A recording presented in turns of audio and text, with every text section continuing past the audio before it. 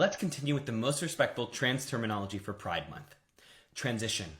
This is any step or steps a person takes to affirm their gender identity. This is purposefully vague. There is no one way to transition, and not all trans people transition. A transition can include things like pronoun changes, wardrobe changes, surgery, hormones, name changes, and it can also not include any of these things. And it's super important to let the person transitioning, the trans person, define their transition for themselves.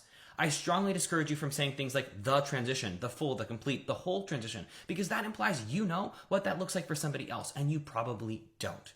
You also don't want to imply that they're not full, complete, or whole, because that's just not very kind. It's also no secret to us trans people that when people ask me, so Skylar, have you gotten the full transition? They're asking me what's in my pants, and hopefully for obvious reasons, that's not the most appropriate question to ask. And lastly, it is absolutely imperative to understand that trans people do not transition in order to win sports or to be somebody that other people want us to be. We transition so that we can live.